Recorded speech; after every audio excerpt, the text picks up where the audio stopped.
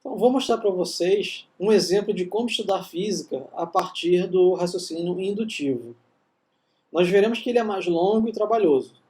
Por outro lado, é certo que você se lembrará dos conceitos envolvidos, ao contrário do raciocínio dedutivo, onde eu simplesmente apresentaria para vocês as equações e vocês a utilizariam para resolver o problema. Em nosso primeiro encontro presencial, vamos fazer esse experimento, mas não com um gato. Então aqui o fenômeno observado é um objeto, como um gato, que oscila de um lado para o outro. Eu quero analisar esse fenômeno. Como o gato é um objeto muito complexo, eu vou propor um modelo simplificado. Mas antes eu preciso fazer algumas suposições. O período, que é o tempo para o gato completar um ciclo completo, depende de que grandezas físicas. Então a minha suposição é o seguinte. O período deve depender da massa do gato, deve depender do comprimento, da aceleração de queda livre g e do ângulo θ. Você poderia colocar muito mais variáveis aqui na sua primeira suposição. Mas em cima dessa suposição, eu estou construindo um modelo simplificado do gato. Então, essa barra horizontal seriam as minhas mãos, e essa linha aqui seria o comprimento do gato. E essa bolinha M representa toda a massa do gato. E aqui está a aceleração de queda livre, que eu representei pela letra G, e o ângulo θ é o quanto o gato se afasta da sua posição na vertical. Então veja que eu estou utilizando um método científico. Estou criando um modelo a partir de algumas suposições. E eu quero saber como o período, que é o tempo de oscilação, depende dessas grandezas físicas. Então, para obter uma lei para o período, precisamos encontrar como t depende das grandezas massa, comprimento, ângulo e aceleração da gravidade. Se é que depende de todas elas, nós não sabemos. Precisamos fazer alguns testes. Como tem muitas variáveis, massa, comprimento, ângulo e aceleração da gravidade, eu vou fazer um experimento que permita simplificar a análise. Faria o seguinte, sei que g é constante. Por exemplo, g em Natal, 9,78 metros por segundo ao quadrado. Vou sempre largar o pêndulo de um mesmo ângulo. Então eu vou pegar meu fio, estico com a bolinha aqui embaixo e vou largar sempre no mesmo ângulo. E farei uma variação no comprimento do fio. Em seguida, mediria o tempo para o pêndulo completar um período, ou seja, o tempo para ele ir e voltar. Para tornar o procedimento mais confiável, para cada comprimento do fio, eu vou deixar o pêndulo oscilar 10 vezes. Então ele vai e volta 10 vezes. Vou medir esse tempo para completar as 10 oscilações e depois vou dividir por 10. Isto é, o período de oscilação será o tempo total dividido por 10. Na tabela eu tenho esses dados para os procedimentos para 5 comprimentos. Então eu fiz o experimento para 10 centímetros e medi um período de 0,72 centímetros. Para 0,20 centímetros, 0,98 segundos. E fiz a mesma coisa para 30 centímetros, 40 centímetros e 50 centímetros. Agora, para me auxiliar na análise de como t depende de L, eu construí um gráfico do período em segundos em função do comprimento em metros. E lancei nesse gráfico os meus dados experimentais. Então as bolinhas azuis são os dados experimentais. Então esse aqui é o primeiro valor, 0,1072 centímetros, 0,20 e 0,98, 0,30 1,23, 0,40 1,38, 0,50 1,51. Ou seja, são os dados experimentais que existem na tabela.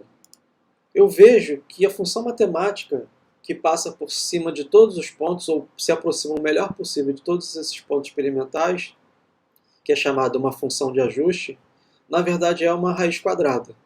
Isto é, eu obtive experimentalmente que a função que relaciona o período e o comprimento é uma raiz quadrada. Isto é, o período é proporcional à raiz quadrada do comprimento. Porém, essa expressão ela não tem uma dimensão correta. Veja que o período é dado em segundos, o comprimento é dado em metro, então eu tenho aqui uma inconsistência dimensional. Eu sei que se eu pegar esse comprimento e dividir pela aceleração de queda livre, a dimensão L dividido por G será segundo ao quadrado. E a raiz de segundo ao quadrado é simplesmente o segundo. Ou seja, ao dividir o comprimento por G e extrair a raiz, a minha expressão fica dimensionalmente correta. Porém, nessas planilhas eletrônicas e em softwares de análise gráfica, o próprio software ele fornece qual é a melhor função de ajuste. E nesse caso, no Excel, ele diz que a melhor função de ajuste, o período ajustado, é igual a 2π raiz de L sobre G. Então veja que a análise através do software me fornece a equação matemática, a função que mais se aproxima dos dados experimentais. Os pontos vermelhos representados nesse gráfico são os dados a partir dessa função de ajuste. Ou seja, 2π raiz de L, que é 0,10, dividido por G, que é 9,78 em Natal, vai me fornecer 0,64 segundos. E para L igual a 20, eu vou ter 0,90 segundos, para 30, 1,10, para 40, 1,27, para 50, 1,42 segundos. Então, os pontos vermelhos são aquilo que a gente chama dos valores dados pela equação. Então, os dados vermelhos são dados pela minha lei, que relaciona o período com a raiz quadrada de L sobre G multiplicado por 2π. Então, veja que o meu chute inicial, veja que a minha suposição inicial, ela está em bom acordo com a função do ajuste, ou com a minha lei. Mas aí você deve se perguntar, para que serve o movimento de um pêndulo simples? Aí eu digo para vocês, para estudar a ação de caminhar. O simples ato de caminhar, você pode criar um modelo baseado no pêndulo simples. Então aqui eu tenho um GIF de uma pessoa caminhando, eu posso simular o movimento das pernas como um pêndulo simples. Então o comprimento do fio seria o comprimento da perna e a bolinha seria a massa da perna. Então esse é o primeiro modelo mais simples possível. E baseado nas minhas observações, eu sei que quando nós caminhamos, nós avançamos de um comprimento 2L, onde esse comprimento 2L é o dobro do comprimento das nossas pernas. Então, quando a gente completa um período, ou seja, quando a minha perna oscila, ou equivalentemente a 2 passadas, eu andei um comprimento que é 2 vezes o comprimento da minha perna. Então, eu estou criando um modelo matemático baseado em observações experimentais. Então, agora eu pego a equação matemática que nós obtemos, vai ser igual a 2π raiz quadrada de L sobre G, onde L é o comprimento da perna.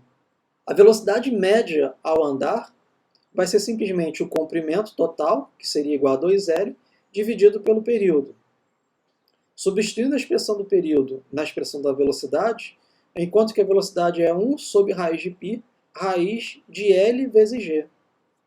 Será que esse resultado é coerente? Então eu vou testar, vou fazer uma predição ou uma previsão do meu modelo. Bom, para uma pessoa que tem um comprimento de perna de 1 metro, a velocidade da caminhada será de aproximadamente 1 metro por segundo. E é um resultado coerente. Então veja que, a partir do meu modelo, eu construí uma equação matemática que eu posso testar a partir dos dados da observação experimental, que é o comprimento da perna e o espaço que eu me desloco quando eu dou uma caminhada, completando um período de oscilação das pernas. Mas lembre que eu falei para vocês há um tempo atrás que o meu modelo ele pode ser aperfeiçoado. Eu posso fazer novas suposições para estudar essa ação de caminhar. E uma suposição é a seguinte, bom, a minha perna não se parece com um fio, a minha perna é rígida. Então eu posso utilizar um modelo um pouco mais elaborado, que é um modelo de um pêndulo físico. Num pêndulo físico, o comprimento de um fio é substituído pelo comprimento de uma barra rígida. Então, nesse caso, eu vou dizer para vocês que a lei matemática por trás do período é igual a 2π raiz de 2L sobre 3 vezes a aceleração da gravidade. Então, veja que aqui é um raciocínio dedutivo. Eu estou dizendo para vocês qual é a expressão, vocês não sabem como obtê-la, vão aprender futuramente, mas eu posso utilizar esse modelo um pouco mais elaborado e utilizar para calcular a velocidade média, que ainda é o comprimento que eu caminhei, que é 2L, dividido pelo período. Ao substituir o período na expressão da velocidade, eu espero que vocês façam essas contas, eu encontro que a velocidade é raiz de 3 meios de 1 sobre π, raiz de L vezes G. Substituindo os dados experimentais para um comprimento de 1 metro, a velocidade da caminhada é de aproximadamente 1,2 metros por segundo, que parece ser um resultado mais plausível, porque veja, eu tenho uma estatura baixa e eu caminho lentamente com uma rapidez menor do que algum colega que tenha um comprimento de perna de 1 metro. Então veja que melhorando o modelo, eu consigo resultados que são capazes de descrever o fenômeno observado com uma melhor qualidade. Bom, acontece o seguinte, o modelo ainda pode ser aperfeiçoado, mas considerando um pêndulo físico invertido. Então esse ato de caminhar, eu posso considerar que o pivô está fixo no ponto onde eu piso. Então aqui está uma gravura de Babineau de 2009, onde esse ato de caminhar é simulado como um pêndulo invertido. Então quando eu apoio o pé, o meu corpo ele faz esse movimento aqui pendular. Esse modelo foi utilizado pelos pesquisadores do Boston Dynamics, no MIT, para construir o Cheetah, que é um robô que é capaz de desenvolver uma rapidez de até 28,3 milhas por hora.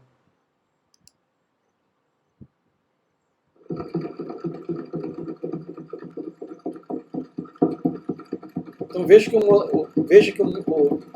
que o movimento das pernas do Cheetah é um movimento pendular.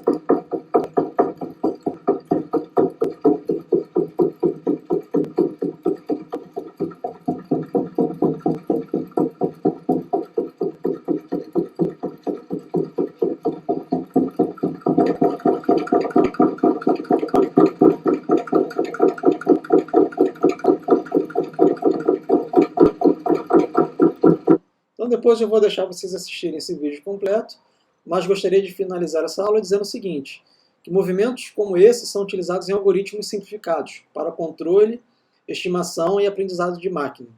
Então aqui tem um robozinho, onde eu tenho um pêndulo físico. Ocorre que essas equações estão longe do nível desse curso. Elas consistem de equações diferenciais e uma modelagem integrada que vocês vão aprender nos cursos seguintes aqui do Bacharelado em Ciência e Tecnologia. Mas precisamos começar com a Introdução à Física Clássica 1.